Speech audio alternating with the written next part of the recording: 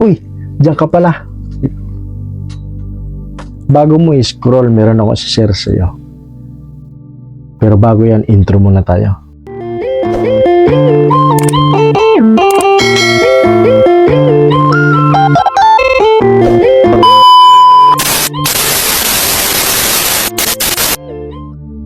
Meron akong tanong sa'yo, mahirap ba magbago?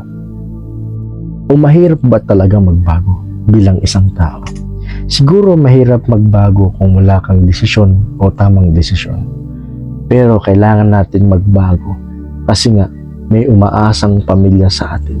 Kasi pag hindi ka nagbago, hindi ka rin makakapagbago ng ibang tao. Kasi sabi sa Bible o sa verse na 2 Corinthians 5:17, if anyone is in Christ is a new creation, the old has gone and the new has come.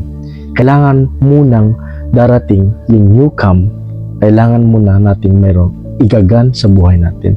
Yung mga old life, mga old habit, mga old sin, yung mga hidden sin, o yung mga old lifestyle natin, kailangan natin yung igan bago pupunta yung new come sa buhay natin.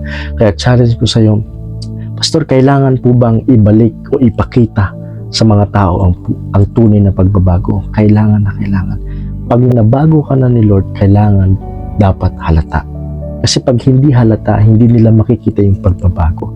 Kasi dapat nakikita ng pamilya mo, nakikita ng classmate mo, nakikita ng kaibigan mo, nakikita ng ka-office mate mo, ka-workmate mo. Lahat ng nakapaligid sa'yo, dapat nakikita nila yung tunay na pagbabago sa'yo. Kasi pag nagbago na magbabago na rin nyo. Kaya ngayon, challenge ko sa'yo. Hindi aksidente na naka-scroll ka dito.